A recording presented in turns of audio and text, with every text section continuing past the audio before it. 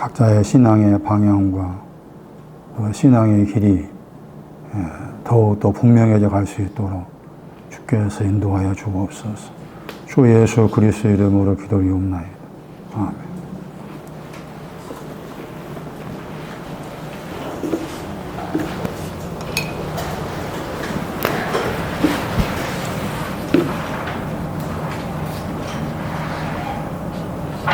마태 7장 16절은 포도와 열매죠. 무화과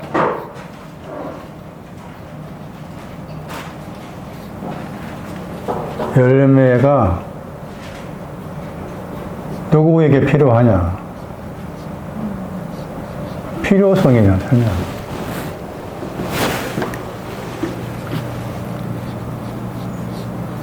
민수기 13장 23절이었나요? 거기는 포도와 무화과 열매를 얻는 과정이죠. 어떤 신앙의 과정을 거쳐서 포도와, 여기 민수기 13장은 석류가 더 있잖아요. 포도와 석류와 무화과를 어떤 신앙의 길의 과정을 통해서 얻느냐에 대한 말씀을 하고 있어요. 내용은 같은 거니까요. 여기 있는 포도하고 무화과, 여기 있는 포도하고 무화과 내용은 같은 거예요. 이 부분을 이제 자세하게 설명을 드릴 텐데, 여러분의 마음의 방에 이거 하나하나씩 잘 채워가야 돼. 내 마음의 방에. 기도하실 때도 쓰레기통에 들어가는 기도가 아니려면은 내 마음의 방 안에 저런 말씀들이 있어야 될 자리에 차곡차곡 이렇게 쌓아가게 해주세요. 그런 기도는 필요해요.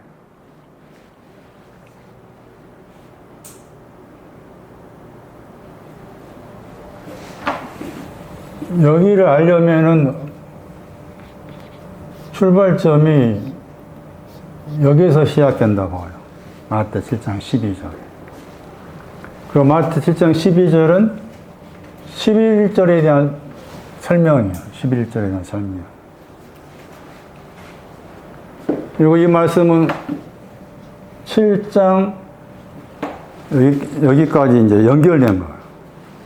이 큰 그림을 바라봐라. 포도나무가 아니죠. 포도와 무화과에 대한 열매를 통해서 그 말씀 말하고자 하는 큰 그림을 여러분의 마음에 담아야 한다.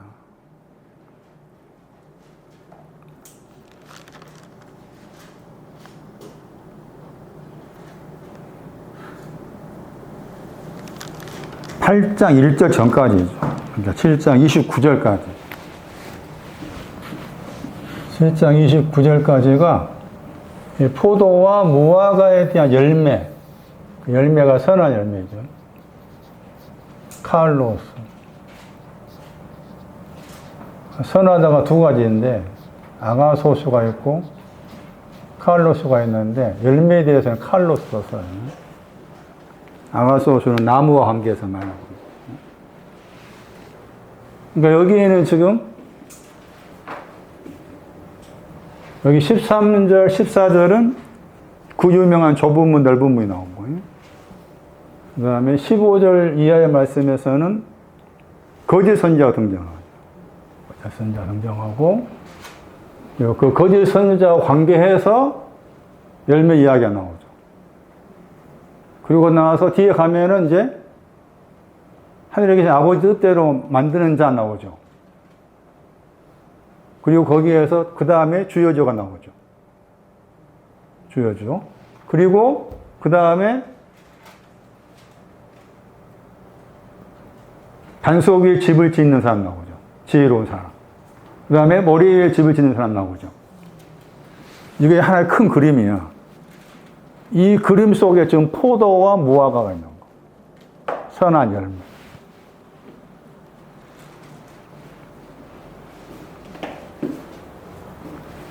거짓 선지자는 마태 7장 12절의 선지자와 같은 내용을 가진 사람인가?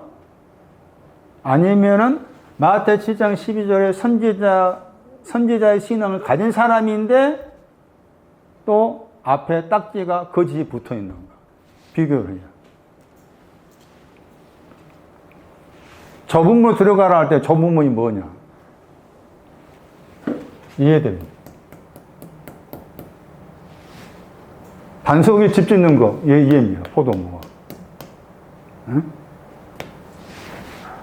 이게 포도무화과라는 저 주제가 마태복음 7장 말씀에는 굉장히 큰 그림으로 비교해서 엮어서 계속해서 어떻게 보면 반복해서 말하고 있는 거예요. 반복해서.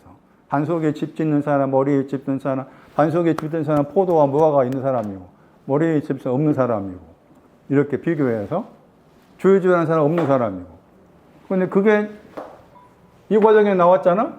여기에서 어느 과정이었잖아?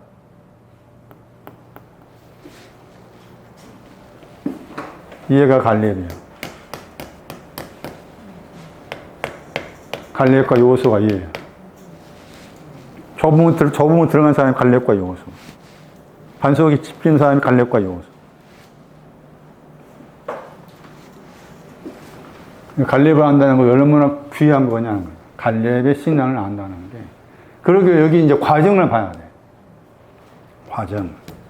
이거 나중에 이제 마태복음 7장 할 때 다시 설명드리기로 하고, 오늘 이제 과정을 설명하기 위해서 등장하는데, 여기 이제 민수기 13장 1절 보시면 12명을 정탐하러 보냈죠. 민수기 13장 1절은. 민수기 1장 가면은 또 12명이 나옵니다. 민수기 13장에 12명, 민수기 1장 12명. 근데 민수기 13장 12명은 가나안 땅을 정탐하라고 지파에서 이것 된 사람이죠. 이 사람을 뽑은 거예요. 그거 대단한 거예요. 12명에 들어간 사람 대단해. 그 민수기 1장은 싸움하러 나간 사람을 뽑았어. 싸움하러, 싸움. 남자로서 20세 이상이 해가지고 싸움터에 나간 사람을 뽑는데 거기 12명이 뽑혀. 근데 그 12명이 민수기 1장 12명이 민수기 13장 12명이 아니야. 다 각각 다른 이름은 나오죠. 민수기 1장에서 12명이 뽑힌 사람, 대단한 사람입니다. 제가 그 이름을 다 설명드릴 테니 대단한 사람이에요. 대단한 사람인데 13장에서 정탐꾼, 가나안 땅을 정탐할 수 있는 거기에 들어가지를 못해요. 계속의 저분을 추려내는 겁니다. 겉으로 봐서 610만이 나와 기록되어 있잖아. 민수기가 뭐야, 제목이? 에? 민이 뭐요? 한자로. 수는 뭐요? 숫자가 많아, 민수기에. 숫자. 계시록 7장에 숫자 나오거지. 지파, 구유명, 미친놈, 신천지. 14만 4천 나오잖아, 또. 14장에. 민수기에 나와 있는 숫자를 모르면은 계시록에 나와 있는 지파의 숫자 알 수 없어. 숫자가 아니라겠지. 근데 저 사람들은 숫자로 세워. 만이쯤에 무슨 지파 했다면 그때 뭐 온다 하더만 안 와, 아직도. 그놈 빨리 죽어야 되는데. 안 죽어. 많이 나오죠. 이름 들으면 제가 진짜 이게 악바쳐요, 악바쳐. 신천지 이름이 나옵니다. 뭐 국민의힘이 어땠다, 뭐 민주당이 어땠다. 그 이름만 들으면 제가 열받아요. 안 그렇게 했어요. 인천에 고생하면서 다녔었는데 그냥 아무 소리 안 하고 그냥 배신 때리는 거, 등에 칼 꽂은 거, 제 등에 칼 꽂았어.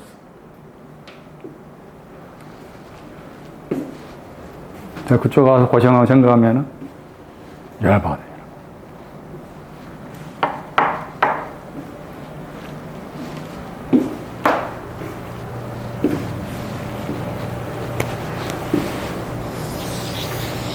자,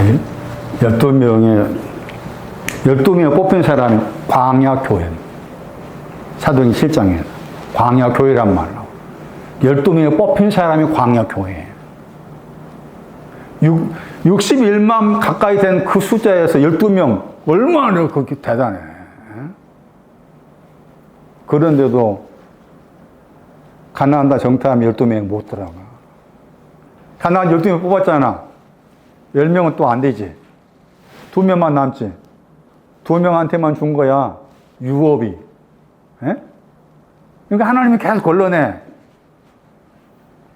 우리는 그 우리도 그랬잖아, 지금. 겉으로 다 걸러냈잖아. 여기 남아있지. 또 여기서 걸러낼지 몰라. 미안한 이야기지만. 계속 걸러내. 계속 걸러내가 남은 게 갈렙과 여호수아. 여러 마음 안에 이 마음 품어야 돼. 갈렙 같은 사람 되게 해줬어요. 갈렙을 설명하기를. 영이 달랐다. 14장에서. 민수 14장. 영이 달라.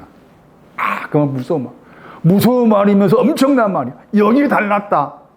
10명의 영과 달랐다. 무서운 말이면서 엄청난 말이야.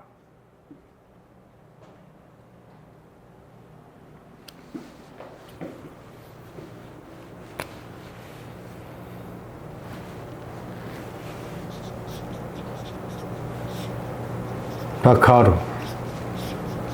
남자가 자카르 20명, 20 이상 싸움터에 나간 사람.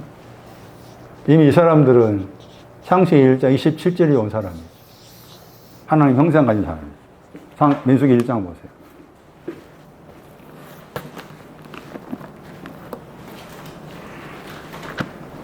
가나안 땅 12명의 정탐꾼에 대해서 말하기 전에 먼저 그 앞에 12명이 있었다. 그것부터 알아야 된다. 그 말이에요, 지금. 여기 이제 1장 16절이 숫자는 안 나와 있지만 그 12명이죠. 그들이 회중에서 부름받은 자라겠죠. 그래서 부름받은 자리인데 그게 한 사람 한 사람 설명하는 것이 나와 있어요. 거기 보시면은. 거기 5절부터. 루벤 지파에게서는 스데우리 아들 엘리수리요. 이것이 하나님의 말씀이야. 네? 이것도 하나님의 말씀이죠. 요한복음 3장 16절 하나님의 말씀이죠. 여기 사람 이름 나온 것도 하나님의 말씀이죠. 이거 그냥 무시하면 안 되는 거예요. 왜 이름이 기록되느냐 했을 때 문자적 이름이면서 동시에 상징적이야. 이름이라는 그 히브리의 뜻이 인격, 영의 권위의 뜻이에요. 그러니까 생명체 이름이 기록된다 하니까 이용로 이름 기록된다 생각 쉽잖아. 아니요. 그렇게 생각하면 큰 오산이지. 근데 여기 민수기 1장에 나와 있는 12명과 관계된 이름들은 하나님 말씀이에요. 그럼 하나님 말씀이다 그 말은 이 이름 속에 담겨져 있는 의미를 찾아내서 살펴봐라 그 말인 거지. 남자가 자카르예요. 기억하다. 창세기 1장 27절 형상 가진 사람입니다.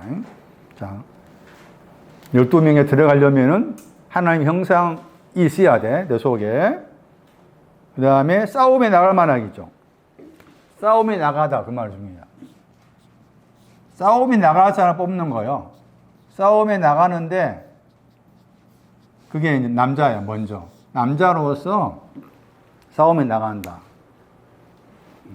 여자란 말 없어요. 지금 남자라는 단어의 뜻은 기억하다이고 창세기 1장 27절에서 저 단어가 사용되었고 하나님의 형상을 가진 자다 그 말이에요. 이스라엘 아니다. 이스라엘이란 말이 많이 등장하잖아요. 우리 좀 이스라엘에 대한 말씀을 좀 정리할 필요가 있어요. 성경에서 이스라엘이 무엇을 말하는지 알지 못하면은 이스라엘을 무슨 아들, 이스라엘의 집 등등 이해하기 어렵지. 응? 뒤에 애를 하나님이라겠죠. 앞에 있는 단어가 뭐라고 했어요? 겨루다야. 그러니까 더하기 하나님과 겨루다 뜻이에요. 지금 저기 지리학적인 저 이스라엘이 아니고 신앙적 의미로 이스라엘 생각해야 돼. 신앙적 의미로 하나님과 겨루는 사람이 야곱 이름 바꿔줘서 이스라엘이란 거죠. 거기에 중요해. 하나님과 겨루어야 돼. 내가. 그러면 하나님과 겨룬다고 했을 때 하나님과 겨루는 것이 뭐냐 그 말이지. 무엇이 하나님과 겨루는 거냐? 창세기 32장 가봐요. 32장 28절에.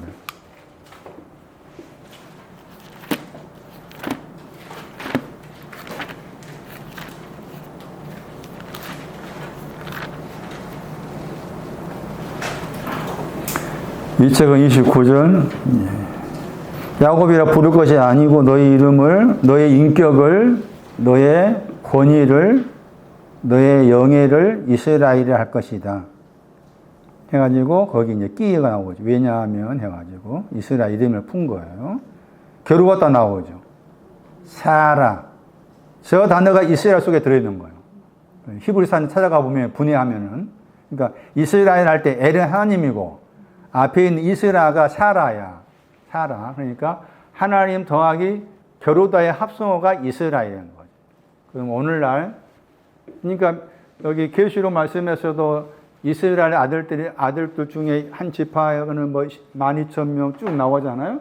거기에서도 이스라엘이 뭘 말하는지 알지 못하면은 저렇게 무작정 자기들이 막 나는 무슨 지파다 그렇게 어깨 부르는 거잖아. 하나님과 겨루는 사람이야. 근데 하나님과 겨룬다고 해서 뭐 하나님도 나오고 사람도 나오잖아. 사람 나오죠. 근데 이제 이스라엘 할 때는 하나님이 있으니까 사람이 아닌 거기는 사람도 포함되어 있지만 하나님과 겨루다 이렇게 나와 있죠. 그럼 하나님과 겨루는 것이 뭐냐 그 말이에요. 그래서 이것도 잘못 생각하면은 내가 기도 열심히 하는 거 하나님과 겨루는 것이다 생각할 수 있겠죠. 잘못 생각하면은 하나님 말씀을 열심히 이제 공부한다. 그것도 하나님 겨룬다 생각이 있겠잖아. 그런 말 전혀 아니지. 씨름하는 거. 씨름하는 거. 그 앞에 씨름하다가 나오잖아. 그 씨름하는 게 겨루는 거야. 씨름해야 돼, 하나님과. 그 앞에서 이제 씨름하다가 야곱이 어떤 사람과 씨름했다고 했잖아. 그 씨름하는 게 하나님과 겨루는 거야. 씨름하는 거. 자, 씨름하다 단어 보세요. 씨름하다 32장 25절 말씀에 어떤 사람 그랬죠? 이 사람이 이제 하나님이라 또 예수 그리스도가 그렇게 연결해서 해석이 틀리지 않아요? 씨름을 했다겠죠. 야곱이 홀로 남았을 때 씨름했어요. 또 26절 말씀에 씨름했다겠죠? 씨름했다겠죠. 저 씨름하는 게 하나님과 겨루는 거예요. 씨름을 해야 돼. 하나님과 씨름하다, 하나님과 겨루다. 이게 영적인 이스라엘이다. 영적인 이스라엘. 하나님과 겨루다, 하나님과 씨름하다, 아바크. 원래 이 아바크라는 히브리 단어에는 네슬링 하다가 들어있습니다. 그러니까 네슬링을 하는데 거기에서 먼지가 나온 거예요. 네슬링 하다 보니까 먼지가 나와.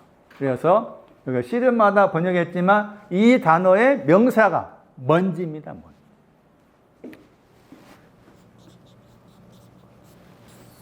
씨름하는 것은 먼지를 말해요. 씨름하는 것은 먼지를 말해요. 그 먼지인데 어떤 먼지야 그 말이죠. 사람의 먼지잖아요. 사람은 예수님을 받고 생각하고 하나님을 받고 생각한다면 하나님의 먼지, 예수 그리스도의 먼지를 할 수가 있겠잖아. 그 먼지가 무엇이냐? 나홈서 3장에 1장에 나와.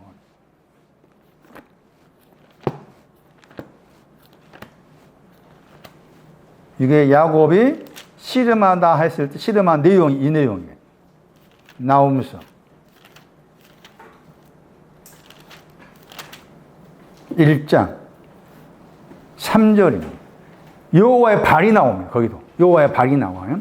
계속 1장 말씀이 주님의 발이 나왔고 여기는 여호와의 발이 나와요. 나홈서 1장 3절 발이 나와요. 정탐하신 발인데 그 발이 여기서는 뭘 정탐하는가 하면은 구름이 나오죠. 1818조 구름이 나오죠. 그 다음에 구름의 티끌이라고 했잖아. 티끌이라겠죠? 티끌 저 단어가 씨름하다와 관계된 단어예요. 그러니까 구름과 씨름하는 거예요. 씨름하다. 무엇과 씨름해?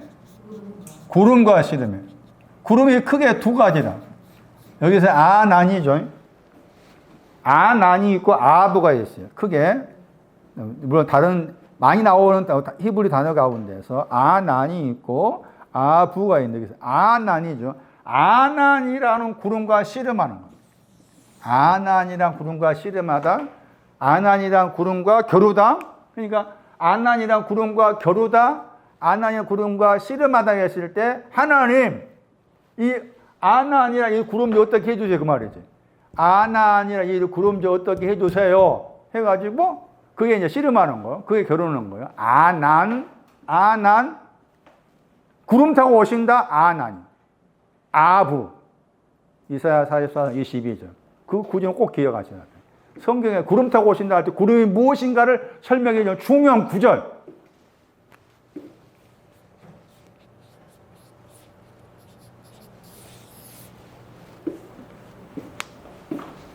이사야 44장 22절. 이스라엘이 무언가를 알아야 된다.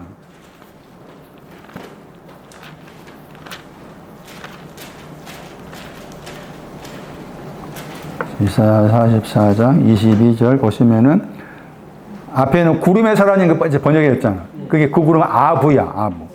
그 다음에 안개의 사라짐 나오죠? 그게 아난이야, 아난. 자, 아난이 먼지에 해당된다. 아난과 씨름하다, 하나님과 겨루다, 그 뭐예요? 죄를 말하. 씨름한 것은 죄가 도말되게 해주시고, 죄를 알고서 죄가 도말되게 해주세요. 그게 씨름하는 겁니다.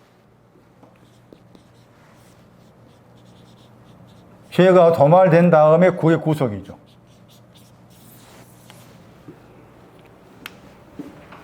죄가 도말되게 해주세요. 다시 돌아가서. 죄가 뭐냐? 예수는 믿지 않는 건 죄입니다. 그건 그냥 완전히 원론적이야. 그 구체성이 없어. 야타부입니다. 얼굴 들지 못한 것이 죄입니다. 창세기 4장. 그 구절 꼭 기억하셔야 돼요. 창세기 4장 7절.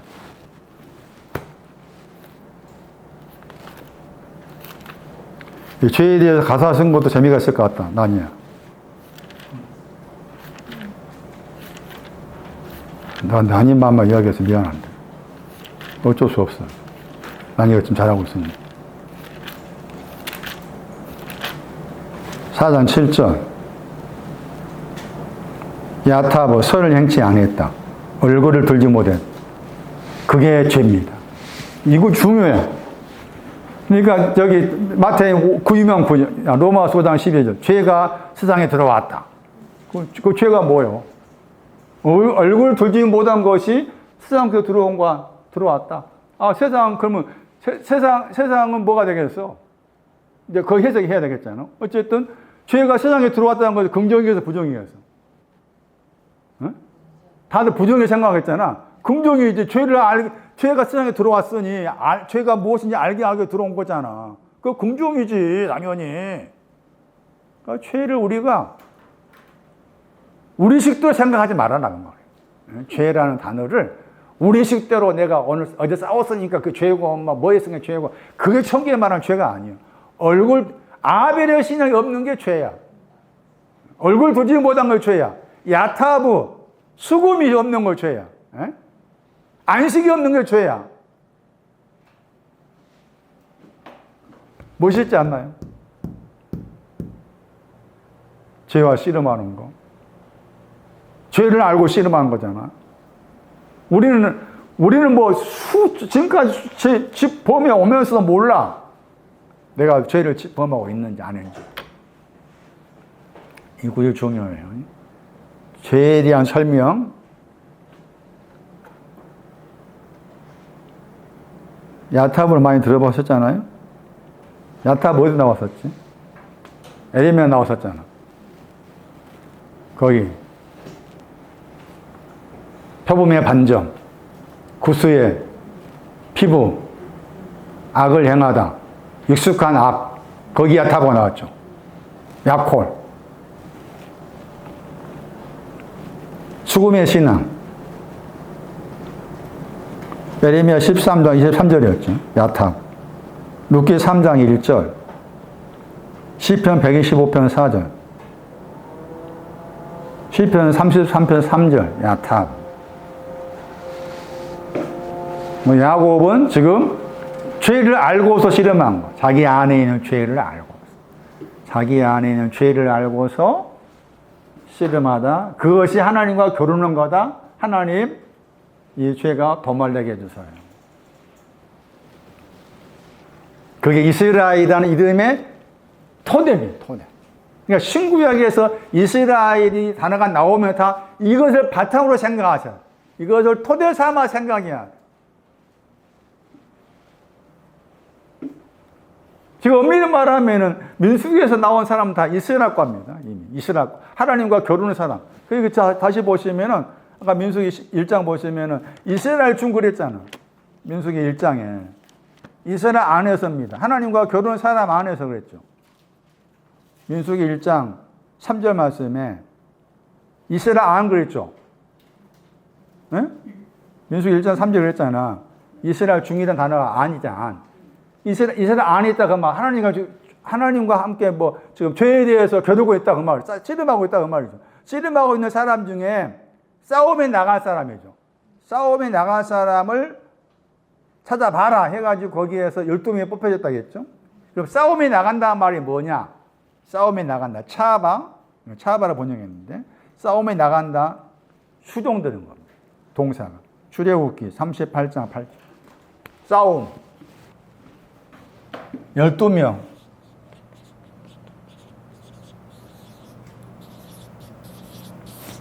거기 두 번 나옵니다. 출애굽기 38장 8절. 싸움이 나간다는 말이 무슨 말이냐? 출애굽기 38장 8절.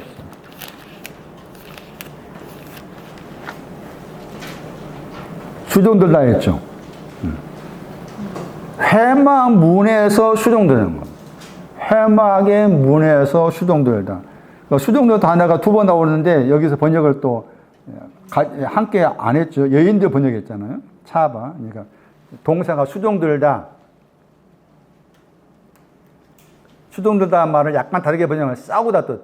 싸우다, 시중들다, 전쟁하다. 거기에서 놋이 나오죠. 놋을 보면서 그 말이에요. 놋 물두멍, 놋 받침, 거울도 놋이라고 했잖아. 놋을 내가 들여다 봐야만이 수종드는 힘이 생기는 거예요. 예? 내가 더럽구나 알아야만이. 예? 놋 찢기, 더럽다. 내가 찢기구나, 내가 더럽구나, 더럽다, 찢기임을 알아야만이 회막의 문 앞에서 수종드는 마음이 생겨. 이 사람들이 지금 민수기 1장 말씀에서 12명의 싸움터에 나간 사람을 뽑았다 하는 그 12명이 해당돼. 그런데 왜 하필이면은 회막의 문이라고 했을, 회막의 문 앞이냐 했을 때, 문이라는 단어는 열린다 뜻이야. 열려. 그러니까 회막이 있는데 그 회막이 열리기를 수종드는 거예요. 회막이 열리기를 싸우는 거예요. 야, 회막아 열려져라! 가지고 그 회막이 열려지기를 회막 앞에서 싸우는 거예요. 그럼 왜 그러느냐 했을 때 회막은 증거궤가 있는 것이에요. 회막은 증거궤. 출애굽기 30장 36절.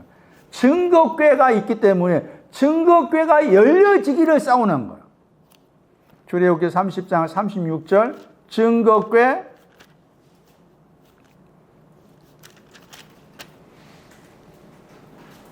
회막 안에 그랬죠. 거기는 회막 안에 뭐가 있느냐? 증거궤가 있다. 회막 안에 증거궤가 있습니다. 증거 어디서 들어봤어요? 시편 80편 1절 소사님 백하바가 증거입니다. 백하바의 신앙이 열려지기를 거기에서 수종되는 거. 그게 12명을 택하는 싸움터에 나갈 사람이라고 했을 때 싸움의 내용이에요. 증거.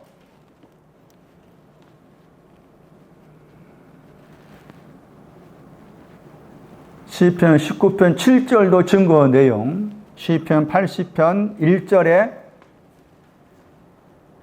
백하바도 증거의 내용.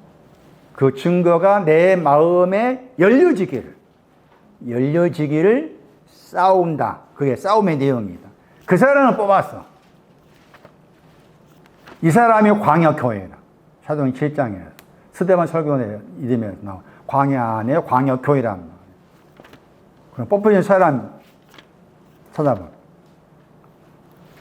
각 지파별로 12명이 뽑혔는데 여기 보시면 방금 설명드린 그런 배경을 가지고 뽑았는데 그 뽑은 거 보시면은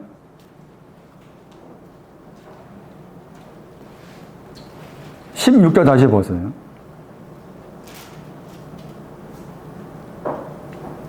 족장이란 말 나오죠. 12명은 족장에 해당이 돼. 그 다음에 두령이 나오죠. 12명은 족장의 신앙. 민수기 1장 12명 족장 두령. 이 족장 두령이라는 표현이 민수기 13장에 12명 할 때도 거기도 또 똑같이 나옵니다. 족장 두령. 족장이 뭐냐? 족장의 단어는 이렇게 들어 올리다 뜻이 들어있는데 들어 올린다 할 때 그 뜻이 너무 많습니다. 여기에서는 출애굽기 34장 7절입니다.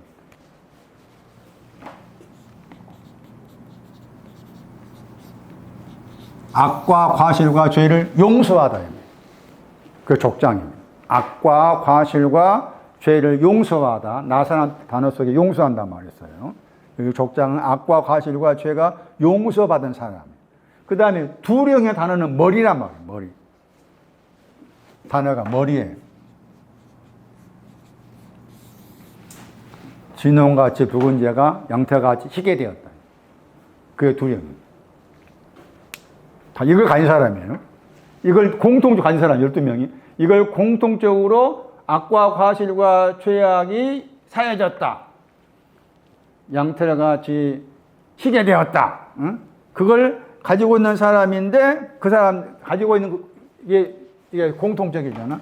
공통적인데 거기에 이제 하나하나의 이름 속에서 의미하는 바가 있는데 여기 이제 12장 1장에서 12명이나 13장에서 12명의 이름 속에는 현재 자기의 신앙의 어떤 상태를 말하는 의미도 있고 또 다른 한편에서 앞으로 이렇게 되어질 것이다. 그런 내용도 포함돼요. 지금의 신앙의 내용도 들어있고 앞으로 이렇게 될 것이다. 그런 내용이 함께 들어있는데 그 함께 들어있는 것이 이제 어떤 때는 현재 신앙 상태를 말하기도 하고 내용이 또 앞으로 이렇게 될 것이라는 의미로서 이름을 가지고 있는 거예요. 그게 보시면 이제 1장 5절 말씀에 엘리술이 나오죠. 스데울의 아들 엘리술이요. 12명의 족장과 두령의 대표자로서 누벤 지파입니다. 엘할 때 엘이 하나님이고 술이란 말이 반석입니다. 하나님은 나의 반석입니다. 그 뜻이에요. 하나님은 나의 반석입니다. 얼마나 귀한 이름입니까? 하나님은 나의 반석이에요. 그러면은 이게 자기 신앙의 고백으로서 이 뜻이 될 것이고 또 다른 한편에서는 지금 내가 이렇게 신앙 고백하고 있지만 아직 반석의 신앙이 오지 않았다. 그런 의미도 다 함께 포함되어 있는 거예요, 지금. 첫 번째가.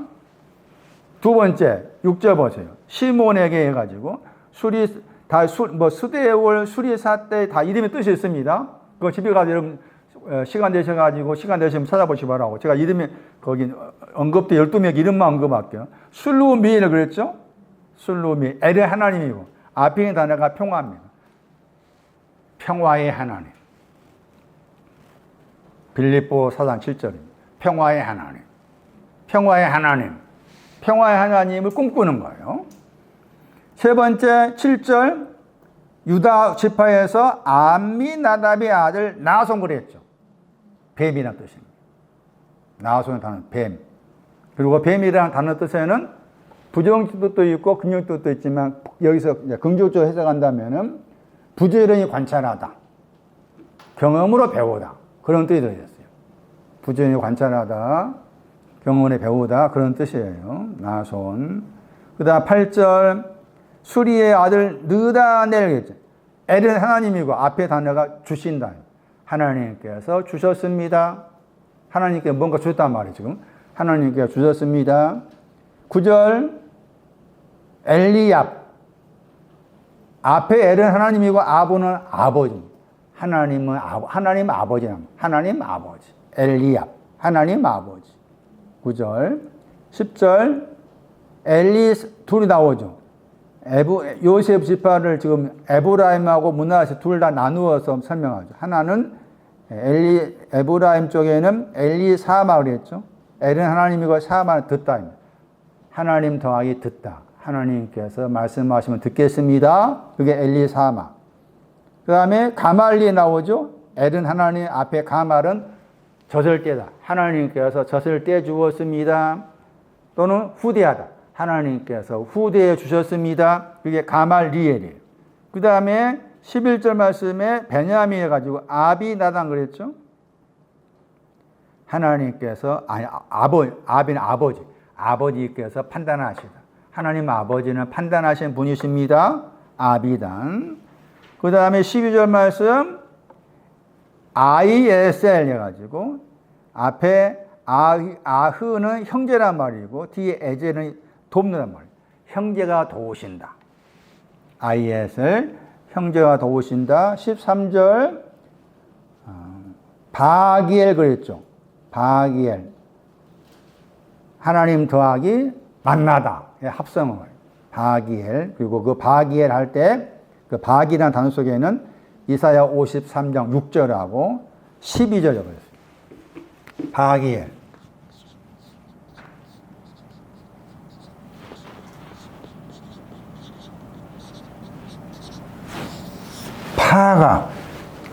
파가는 단어. 이사야 53장 6절 보세요. 바기엘.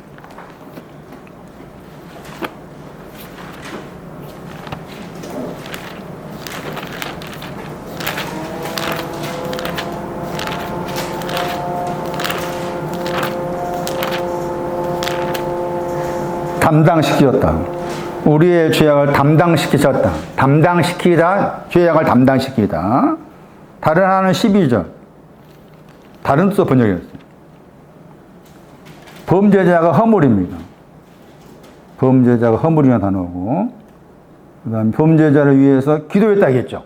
같은 단어인데, 뒤에는 기도했다. 앞에는 담당하다. 파가면. 이게 둘 다 들어있는 게 바기엘이에요. 바기엘. 하나님께서 담당하셨습니다.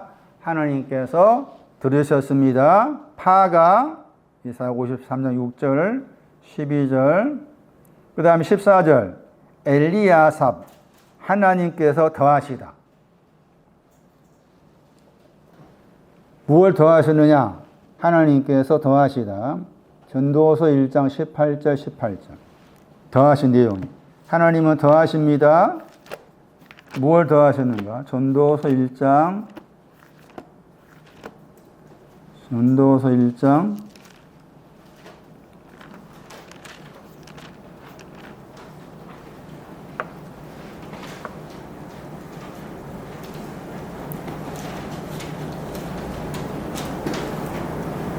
지식을 더하면 지식을 더하다. 근심을 더하다. 지식이 더해지고 근심이 더해지고 지식이 더해지고 근심이 더해지고 엘리아사. 납달리. 마지막 납달리. 앞에 아히는 형제란 말이고 뒤에 라는 악이란 말이에요. 형제 더하기 악의 합성어. 아이라나가. 자, 이렇게 해가지고 이게 12명입니다. 자, 민수기 1장에서 12명은 공통적으로 족장 두령의 내용 가지고 있다. 이게 가지고 있다. 개인적인 약간의 차이가 있었다 하는 것이고, 여기 싸움 나갔다. 싸움. 여기 갔었어요. 저기 하기 위해서 저기 간 거예요. 그리고서 이제 민수기 13장 와가지고, 이제, 또 12명 보냈는데, 또 각 지파마다 이름이 다 나와 있습니다. 아까 말씀드린 것처럼 이렇게 이름이 기록되어 있는 것도 하나님 말씀이니까, 그냥 나와 상관없는 이름이다 하고 지나가면 안 된다. 다 이름마다 뜻이 있으니까 그 뜻을 풀어내서 나에게 적용을 시켜야 된다 하는 거예요. 자, 그러면은 민수 13에 나와 있는 12명 이름을 말씀하기 전에 가나안이라는 저 의미를 먼저 생각하셔야 돼요. 다시 민수기 1장 가보시면은 거기에서 남자들을 싸움터에 나갈 사람들을 뽑을 때 어디서 했는가 하면은 그게 신의 광야입니다. 거기에서는 신의 광야예요. 신의 광야에서 싸움하러 나간 사람을 뽑았어요. 신의 광야. 그런데 가나안 땅을 정탐하러 보낼 때는 바란 광야입니다. 광야는 광야인데 신의 광야가 있고 바란 광야가 있어. 다시 보시면은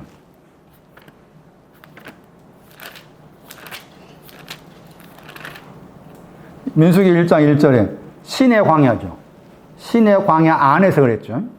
신의 광야 안에서 광야인데 민수기 1장의 12명은 신의 이름이 신의 광야고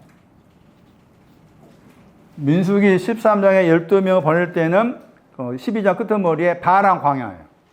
바란 광야. 다르다. 같은 광야지만은 시내가 붙어있는 광야하고 바란이 붙어있는 광야가 다르다. 자, 그러면 광야라고 했을 때 지난번에 광야를 설명했었잖아요. 단어 자체 뜻이 애롭고 쓸쓸하다, 혼자다, 생리학적으로 생각하지 말아라. 내 속에, 마음이, 내 영혼이, 내 영혼 일을 하는가 따져라. 광야다.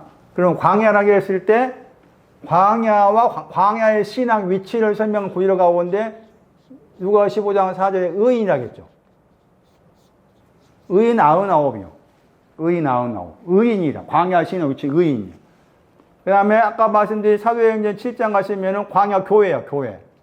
이 사람은 교회 하나님께 부르셨어. 광야 교회. 광야에 대해서 정리를 할 필요가 있겠다.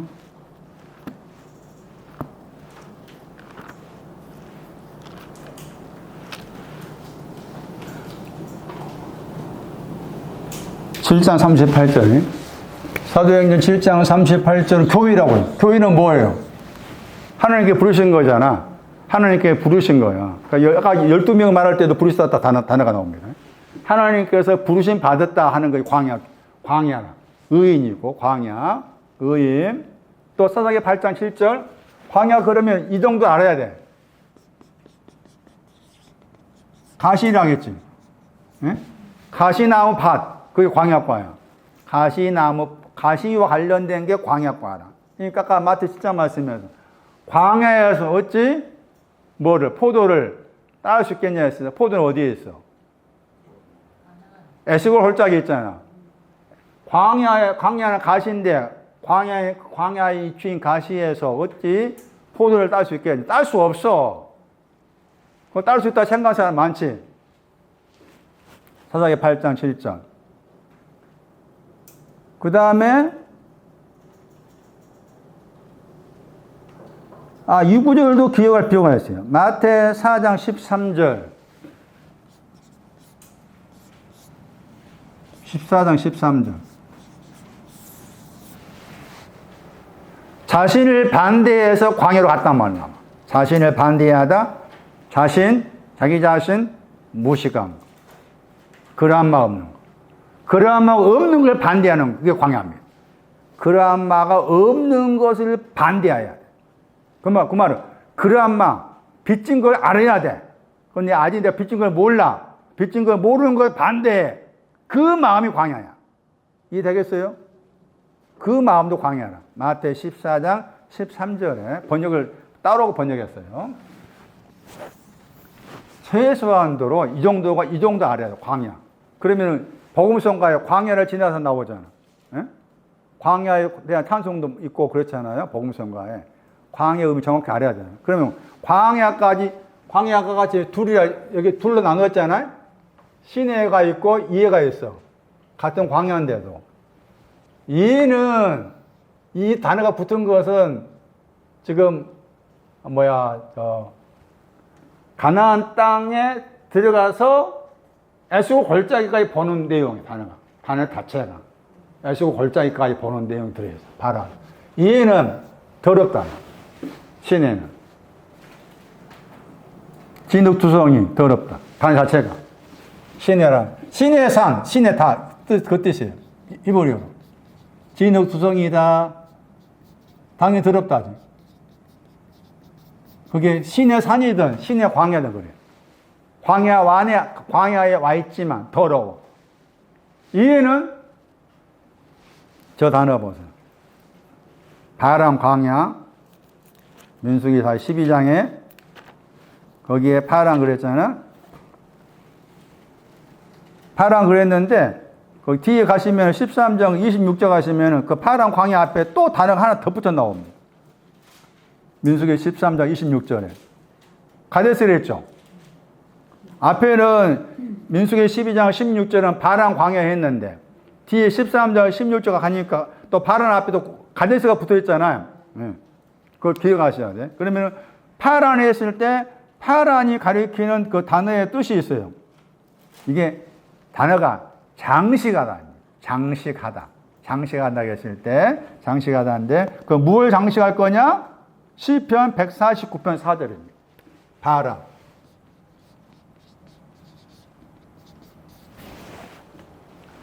시편 149편 4절 찾아보세요. 다 이름 저런 뜻이 단어들이 다 의미가 있다. 시편 149편 4절.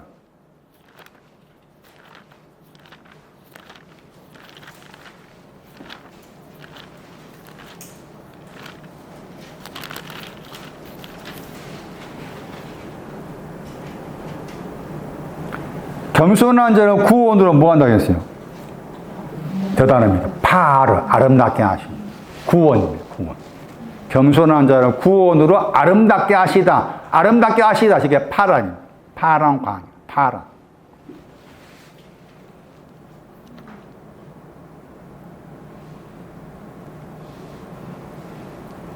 가데스가 있었죠? 가데스 보세요. 파란 단어 앞에도 가데스가 붙어 있습니다. 민수기 13장 26절 가데스 그랬죠. 창세기 14장 7절입니다. 가데스.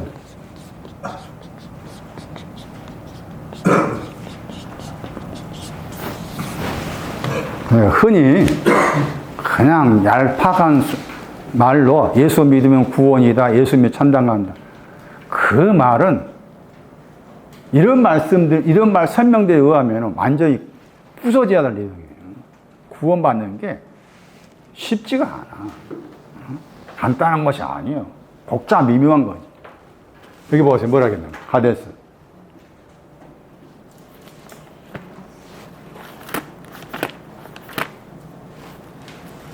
창세기 14장 7절. 뭐라 했어요?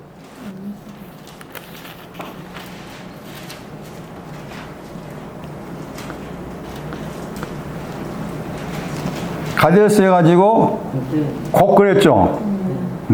엠 미스바 그랬죠. 그러니까 엠 미스바시 가데스라. 엠 미스바 엔이 셈이에요. 셈. 미스바시 공평이에요. 공평. 공평의 셈을 말해. 가데스가 공평의 셈.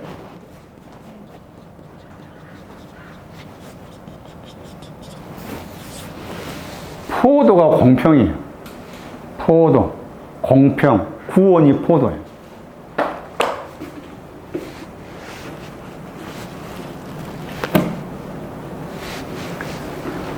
그런데 광야까지 오려면은 과정이 있었잖아요. 애굽이 있어야 돼. 그 다음 홍해였죠. 다 이렇게, 이제, 우리 수도생각하면 이런 순서로 가기도 합니다. 물론 성경 말씀에 또 이런 순서를 언급한 구절이 있습니다. 참고할 필요가 있어요. 애굽, 홍해, 광야, 그 다음에 어디 가야 돼? 여기 가나안 갑니다. 이렇게. 이게 하나의 신앙의 어떤 노선이지. 신앙의 노선. 자, 벌써 이제 어디 나오는가 하면은 여기 광야와 관계에 대한 말씀, 애국, 광야, 홍해가 나온 구조 가운데 사도행전 13장을 참고할 필요가 있어요. 사도행전 13장. 사도행전 13장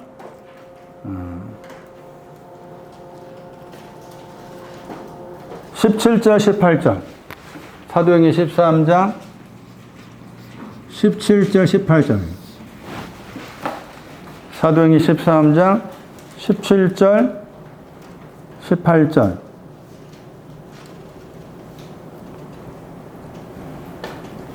다른 구절 말씀에 또 홍해가 들어있어요. 다른 구절 말씀에는. 그러니까, 일제서 생각한다면 홍해가 들어있어요. 홍해가 뭐라겠어요? 갈대 바다. 꾸지 있다. 뭘 꾸지죠? 교만. 홍해는 교만입니다. 홍해는 교만입니다. 교만을 꾸지니까 말라버렸죠. 교만이 물러간 거예요. 그렇게 생각하시면 돼요. 홍해, 어디 나왔어요? 히브리 11장에서 시험과 관계에서 나왔었잖아요. 히브리 11장의 말씀에. 얌숲, 번호로 얌숲. 히브리 11장, 얌숲. 시편 106편 9절. 시편 106편 9절이 홍해에 대한 신앙 의미를 말씀한 9절. 시편 106편 9절이 홍해가 신앙적으로 뭘 말씀한지 말씀한 9절. 여기에 꾸짖다가 나와. 꾸짖다. 꾸짖다. 그러니까 홍해는 꾸짖음 받는 곳이야. 홍해. 요즘 핫하죠? 핫하잖아. 핫플레이스잖아. 요즘. 홍해도 막아본다 하잖아. 그 유도선 들어오기 힘들잖아. 예? 저 홍해가 아니에요. 꾸짖음 받는 곳이에요. 꾸짖다 했을 때 사단은 꾸짖다 나오고 교만도 꾸짖다 나와. 교만. 홍해는 또 바다가 악인이었잖아요. 홍해라는 곳은 꾸짖음 받는 곳이에요. 여기를 건넜어. 그래가지고 이제 간 거잖아. 저렇게 광야로 갔는데 거기도 광야도 시내가 있고 더러운 곳이 있고 바람이 있고. 그런데 시내를 거쳐 이리로 간 거지. 그 민수기 1장이 먼저 시내 광야 언급하고 민수기 12장 이하에서 13장에서 바람 광야 이야기한 거예요. 광야에서 이리 가는 거다. 그러면 애굽에서 나오려면 어떻게 해야 돼?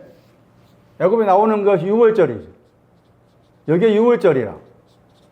애굽은 6월절 생각하시면 돼. 애굽에 나오는 거 뭐라고?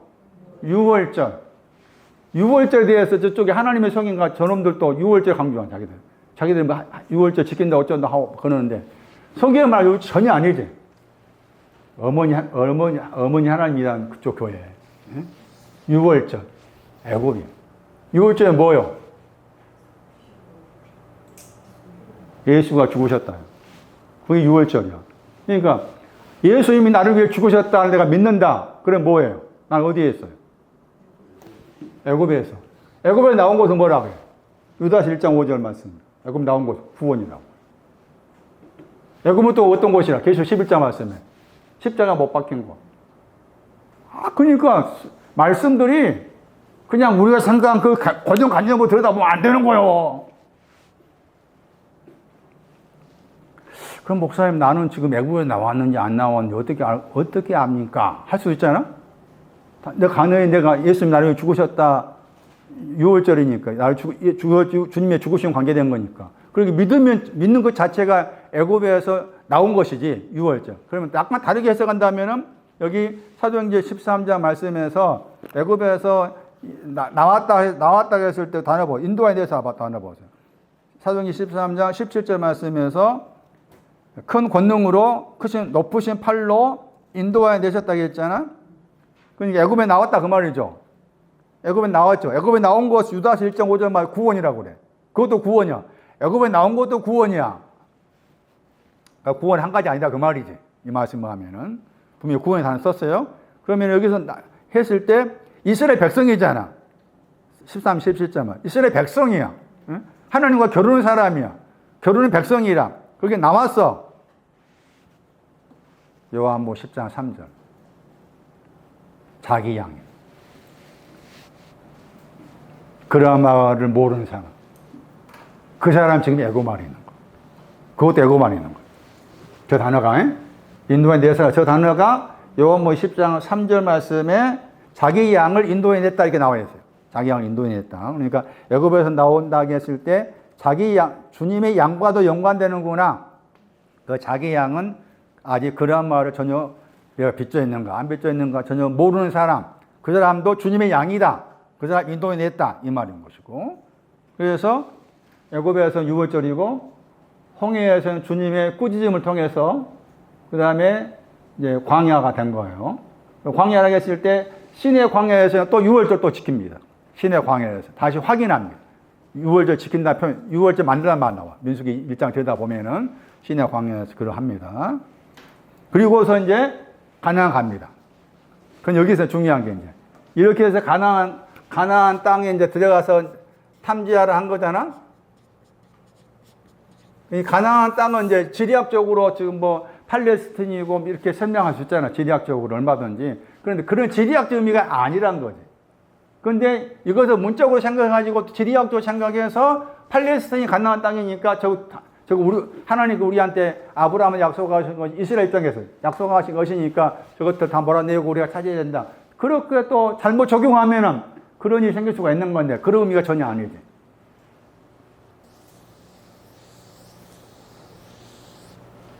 마음입니다, 마음. 마음이야.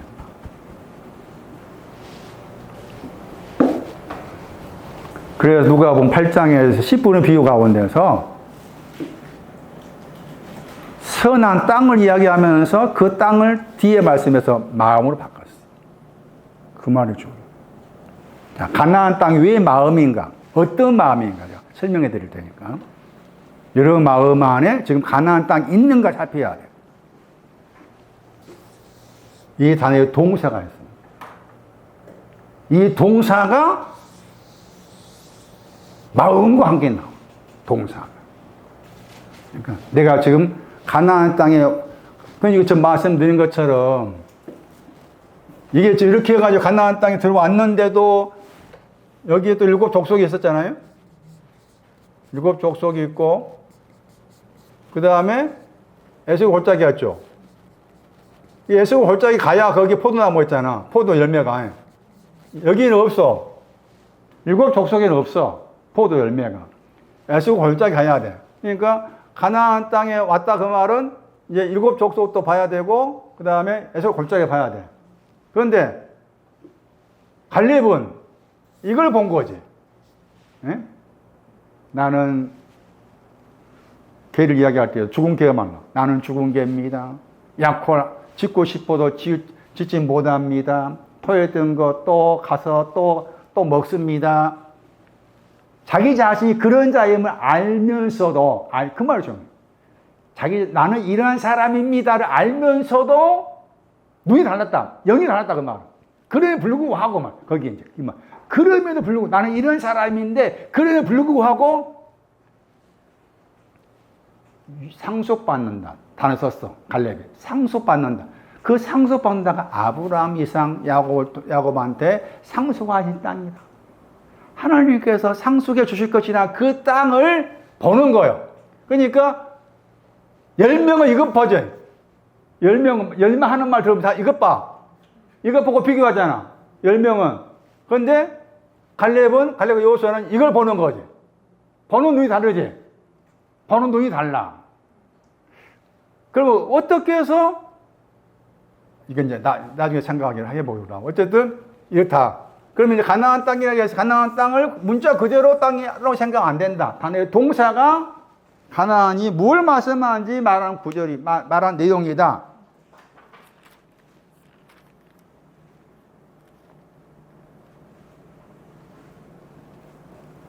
레위기 26장 41절.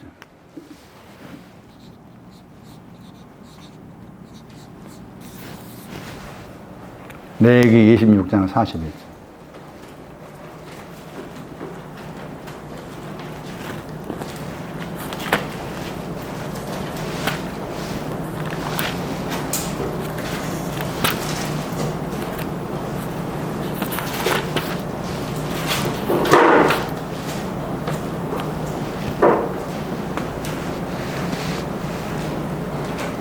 마음이 나오죠. 레바브. 마음이 크게 두 단어가 레브가 있고, 이 레바브가 있어요. 둘 다 레브라는 마음이나 레바브나 둘 다 건강한 마음은 하자크, 아마추, 강하고 담대함이 다 그 건강한 마음이고, 그렇지 않는 마음이 할례받지 않는 거예요.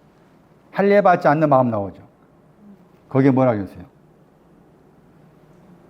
할례받지 아니한 마음이 뭐라 그랬어요? 저 단어입니다. 낮아지다. 카나입니다. 동사가. 카나는 마음이 낮아진 것을 말합니다.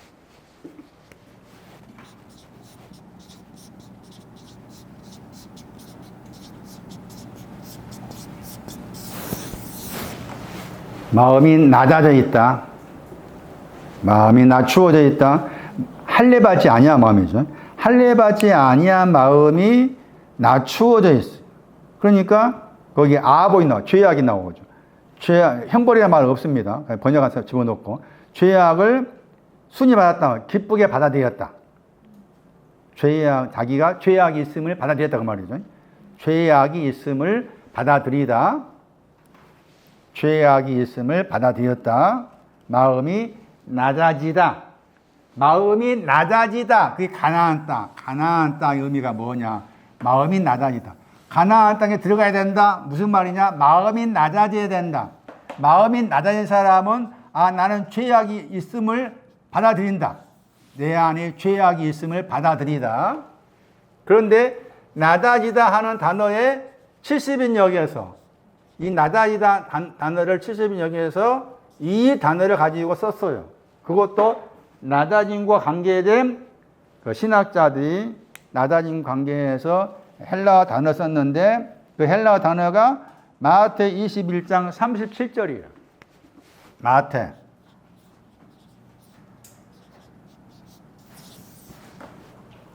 나는 지금 가나안 땅에 와 있는가를 살펴라. 마태 21장 37절.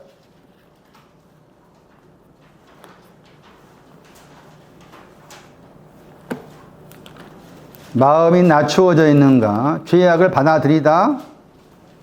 거기에 덧붙여서 마음이 낮아지다는 말은 마태 21장 37절 말씀에 공경하다는 겁니다. 공경하다. 아들 되신 예수 그리스도. 그 아들 되신 예수 그리스도는 38절에 상속자입니다. 상속자이신 예수 그리스도 공경하다. 이것도 가나안 땅의 마음이에요. 상속자인 예수 그리스도. 그러니까 여기 갈렙이 꺼낸 단어가 이 단어입니다. 상속받자. 취하다 단어가 유업이에요. 유업. 민수기 13장 뒤쪽 말씀에서. 그러니까 갈렙은 이미 이런 신앙을 다 포함해서 생각을 하고 있었다 보는 거죠. 그래서 아까 전에 죄악을 받아들이는 것이 마음이 낮아진 거라고 했을 때 사실 우리가 죄악이 정확하게 뭔지 잘 모르잖아. 뭔지 모르지만 그걸 받아들이고 있으면 그 마음이 지금 낮아졌다 그 말이고 그게 내가 지금 가나안 땅이라 마음을 가지고 있다 그 말이고 약간 다르게 이제 풀어 설명한다면은 상속자이신 아들 예수님을 내 속에서 공경하고 있으면 그것도 내 속에 내 안에 지금 가나안 땅이라는 마음이 있다 그 말이에요. 그래서 중요한 게 가나안 땅이라는 마음을 가졌는데 거기 가서 탐지하러 하시면서 이 말로 그 땅이 거기 뭐한 쭉 나오죠. 여러 가지 이야기 나오죠. 여러 가지 이야기 나오죠. 그 말도 중요해. 이미 내 마음 자체가 가나안 땅의 마음을 가지고 있으면 가나안 땅의 나의 마음 안에 저분께서 다 나에게 꼭 필요한 것도 심어놓고 말이지. 네? 나에게 꼭 필요한 것도 심어놓고 그렇지 않고 가나안 땅에 나 들어왔지만 여전히 뭔가 여기 힘들고 가는 거 있잖아. 그것도 심어놨어. 이해 안 되는가 보네. 그건 나중에 설명하기로 하고. 어쨌든 가나안 땅이란 마음을 가지면 그 가나안 땅이란 마음 안에 저분이 심어놓은 것이 여러 가지가 있다 그 말이지. 그것을 이제 보는 거야. 그게 탐지하라고 했을 때 그 단어 속에 보라가 있어. 보는 거야. 보는데 내 마음이 낮아진 이 마음이 주님의 어떤 은혜 가운데 자꾸 채워지게 되면은 땅을 말할 때 후박이 나오잖아. 에? 후박이 나와. 후한 것을 볼 수 있긴, 후한 걸 보게 되는데, 줄어들어 있으면 박을 봐. 그러니까 하나님께서 박도 심어 놓고, 후도 심어 놓고, 또 뭐도 심어 놔서 나겠는 거예요. 거기에 나무가 있는가 보라겠죠. 나무가 있는 거 없는, 나무도 있어. 있는 나무도 있고, 또 나무도 없고. 그거 다 해놨어. 다 해놓은 것은 이제 가나안 땅에서 유심하게 살펴보는 거지. 살펴보는데, 나무가 있는데 내 눈에 안 보여. 안 보이니까 나무가 없다 하겠지. 나무가 꼭 필요해. 나중에 설명이 나오겠지만.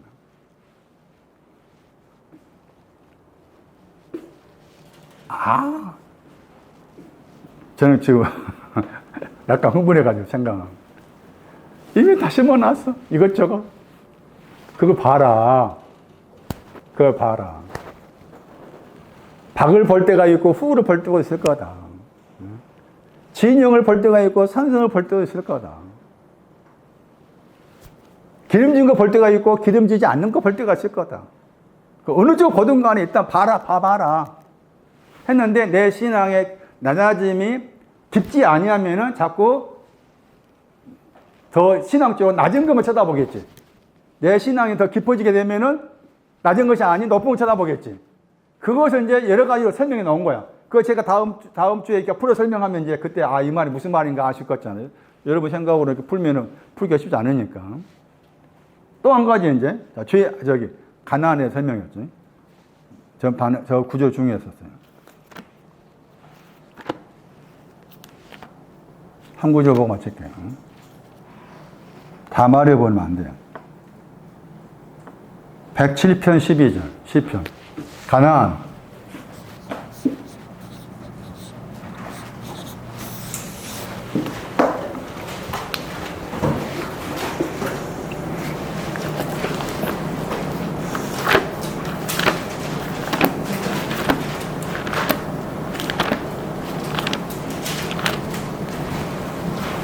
갈렙이라는 인물을 알아간 과정이잖아. 갈렙이 지금 포도하고 무화과, 석류 이렇게 두 사람이라 했잖아. 그 두 사람이 갈렙과 여호수아예요.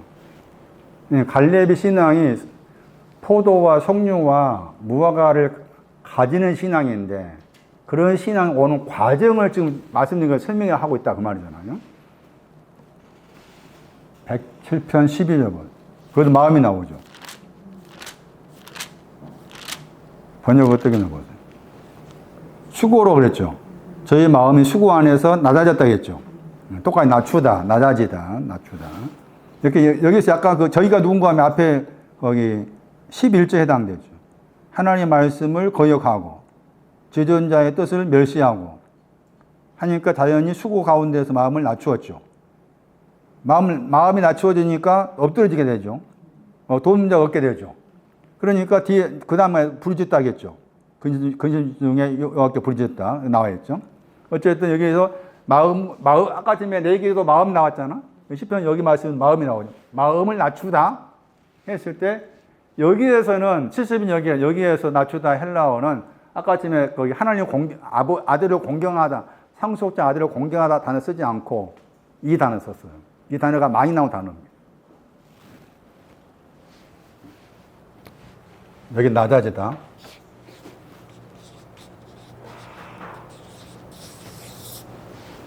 빌립보 2장 8절입니다.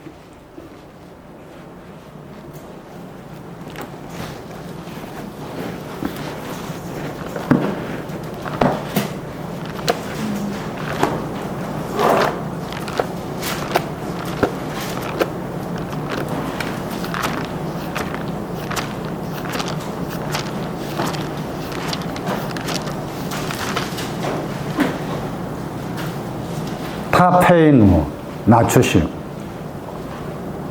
십자가의 죽으심 사망까지 낮아졌다.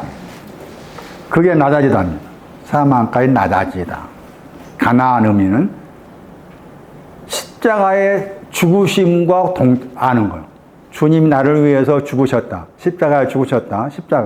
십자가의 죽으심과 연관된 낮아짐입니다. 십자가의 죽으심과 연관된 낮아지셨다. 그러니까 마태 11장 가보시면 이제 주님의 마음을 언급할 때 겸손하다가 이 낮아지 단어의 형용사입니다. 마음이 온유하고 그랬잖아요. 마음이 온유하고 마태 11장 29절인가 말씀에 나는 겸손하다 했죠. 내게서 배우라 하면서 마음이 온유하고 겸손하니 그다음 네 영혼이 쉼 온다 했잖아.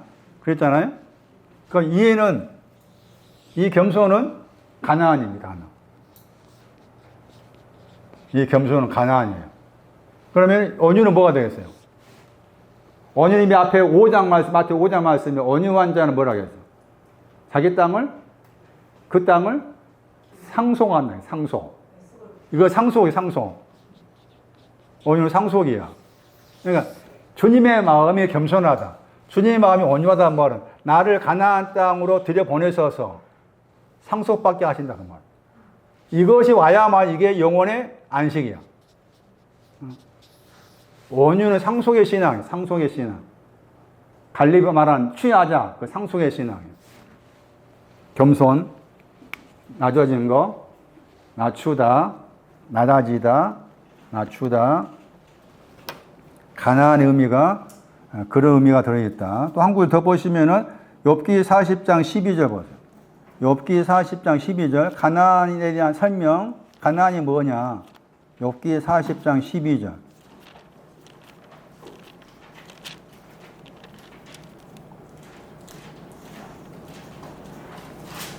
교만에 있었는데 교만을 낮춘다 했죠. 교만한 자를 낮추시며 교만한 마음이 낮아진 겁니다.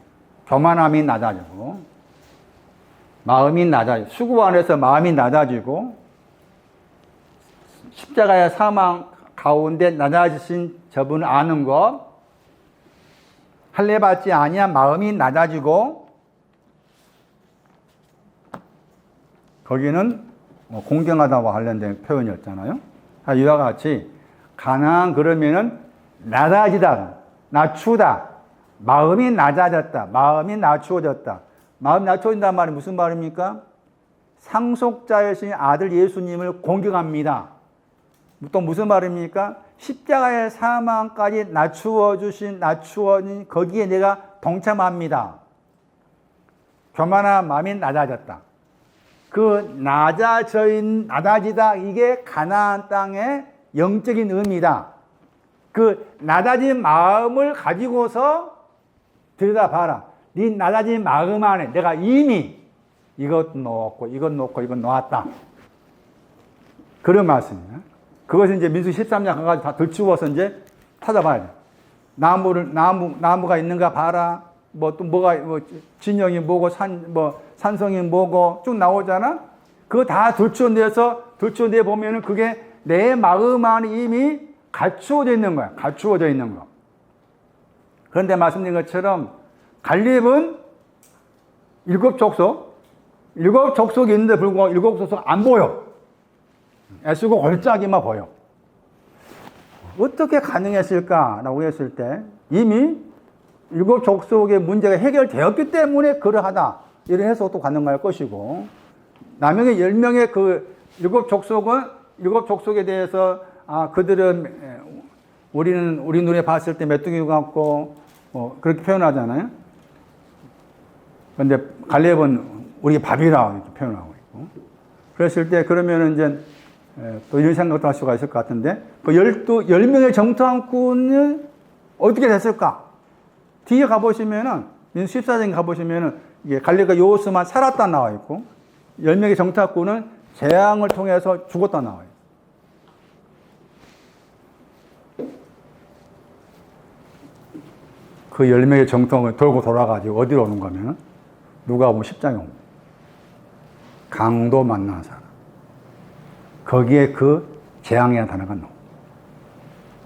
그렇게 해석할 수가 풀어가지고. 재앙의 단어가. 나중에 그거 설명하기도 하고. 자, 오늘 정리하면 애굽에 대한 설명이 많습니다. 이것저것 세세하게 보면은 출애굽기 12장 보시면은 뭐 먹을 때 뭐 쭉쭉 어려워 해결하기. 풀어내기 어렵다. 딱 줄여 말하면 6월절. 홍해 바다는 홍해는 갈대바다는 꾸짖음 당한 곳. 광야 이렇게. 그런데 시내가 있고 바람이 있고. 가나안은 나다진 나의 마음 안에 저분이 심어놓은 거 이미 있다. 그 나는 늘 하나님께서 원하시는 그 풍성한 걸 보지 못하고 풍성함의 반대쪽에 있는 것만 보고 왔다. 근데 이제는 그것이 내 안에서 말씀을 통해서 내 속에 힘이 더 이렇게 강해지기 시작하면은 더 풍성한 쪽을 볼 수가 있다.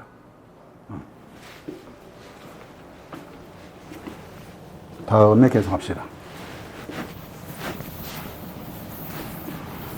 시간이 되신 분은 집에 가셔가지고 민수기 13에 나와 있는 12명의 그 사람 이름과 관계된 신앙기금을 찾아봐. 애굽, 홍해, 광야, 가나안이라는 그 흐름 속에서 각자의 신앙 위치를 알아가는 것도 필요한 줄 압니다. 오늘 듣고 배운 말씀들을 잘 소화할 수 있도록 우리의 생각과 영을 더욱더 말씀을 향해서 열어가 주시옵기 원합니다. 갈렙의 신앙을 알아가기까지 그 과정들을 잘 살펴서 각자의 마음 가운데 갈렙의 위대한 신앙이 찾아올 수 있도록 주께서 도우시옵소서. 주께 귀한 거 드렸습니다. 주 예수 그리스도의 이름으로 기도리옵나이다.